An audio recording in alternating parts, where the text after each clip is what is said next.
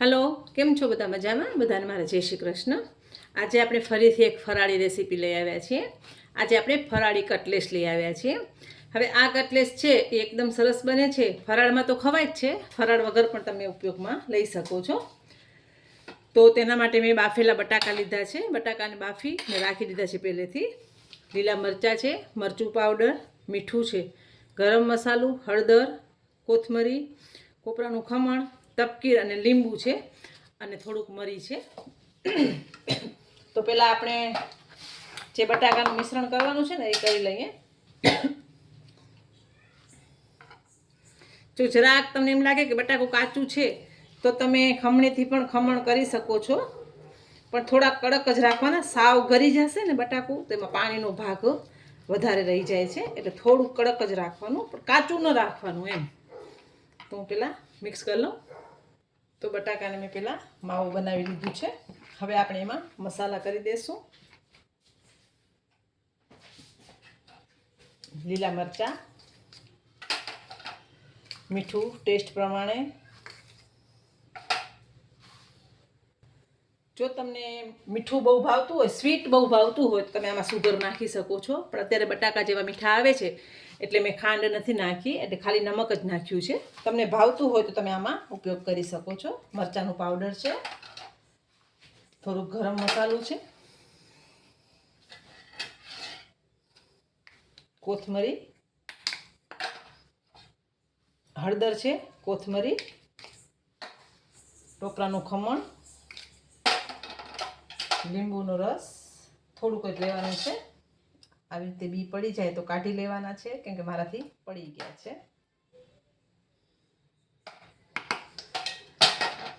અને તપકીર છે. બધું પહેલાં મિક્સ કરી લઈએ આપણે. અને થોડુંક મરી પાવડર છે, એકદમ ફ્રેશ જ લેવાનું છે. ફ્રેશ હોય છે ને એનો ટેસ્ટ અલગ આવે છે, અને કૂટીને તમે રાખો છો ને તો એનો થોડુંક ટેસ્ટ ફરી જાય છે. મરીને આવી રીતે તમે ક્રશ કરીને તરત જ લઈ શકો.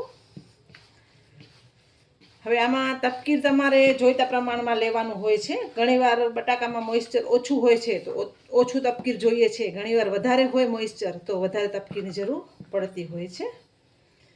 અને તેલ મેં સાઈડમાં ગરમ થવા મૂક્યું છે. હવે આમાં આપણે થોડાક તલ નાખશું.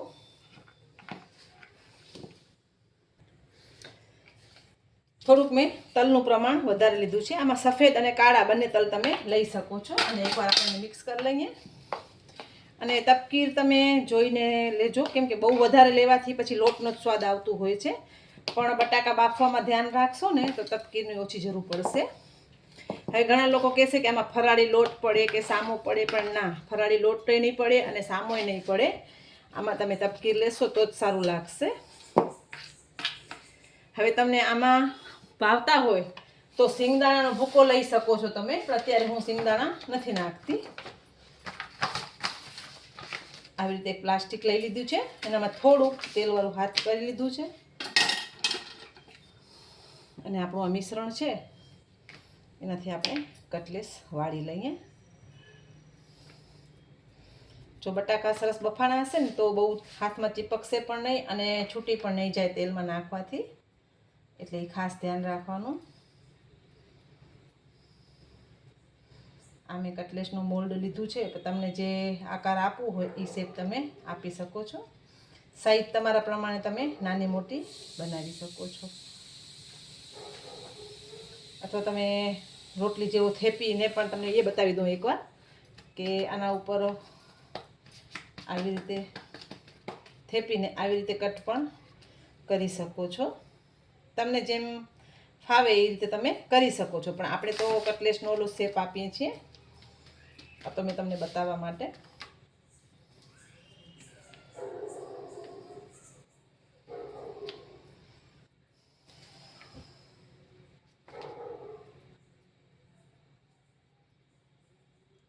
એકદમ ઇઝીલી નીકળી આવશે અને સરસ થશે.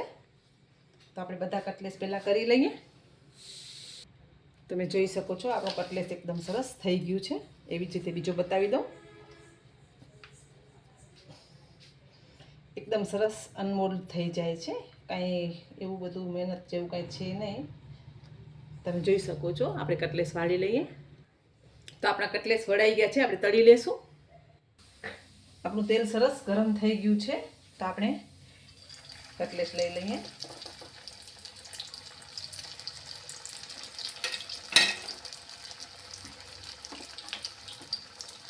એને તરત જ હલાવવાનું નથી, થોડીક વાર એને થાવા દેવાનું છે, પછી જેને હલાવવાનું છે ત્યાં સુધી એને થાવા દેવાનું. મેં પહેલાં પણ તમને કીધેલું છે કે જરૂર પડે તો આવી રીતે તેલ ઉપરથી લેવાનું, પણ તરત એને હલાવવાનું નથી. તરત હલાવશો ને તો તૂટી જશે. એટલે પહેલાં થોડીક વાર એને એક બાજુ થાવા દેવાનું, પછી જેને પલટાવવાનું છે. એટલે એકદમ ઇઝીલી પલટી જશે. અને આગળ આપણે ફરાળી વાનગીની ઘણી બધી રેસીપીના વિડીયો અપલોડ કરેલા છે, અને ફરાળી કચોરી પણ આપણે વિડીયો અપલોડ કરેલો જ છે.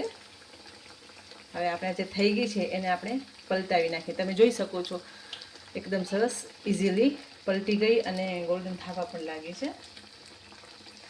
ફટાફટ બને છે અને ટેસ્ટી બને છે.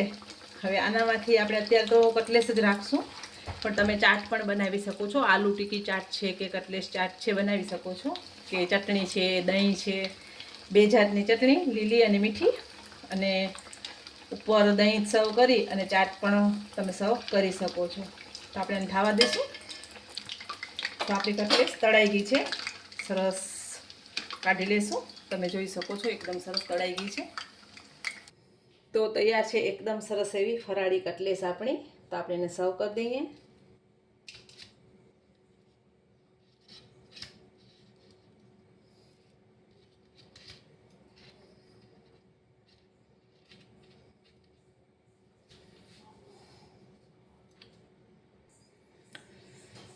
તો તૈયાર છે આપણી કટલેસ.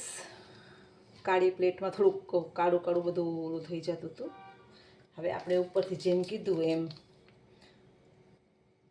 ચાટ બનાવી શકાય છે. તમને ચાટ ભાવતી હોય તો તમે કટલેસ ચાટ અથવા આલુ ટીકી ચાટ પણ બનાવી શકો છો.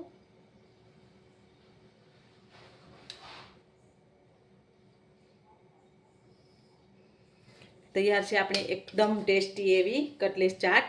સાથે મેં ગ્રીન ચટણી સર્વ કરી છે. તો તમને ચાટ બનાવી હોય તો ગ્રીન ચટણી છે, ખજૂર આમલીની ચટણી અને દહીંથી સર્વ કરીને ચાટ બનાવી શકો છો. તો એકદમ ઇઝી, ઇન્સ્ટન્ટ અને ફટાફટ બની જાય એવી ફરાળી કટલેસ આપણી રેડી છે. તમારા ઘરે ચોક્કસ આ રેસીપી બનાવજો, બધાને ભાવશે.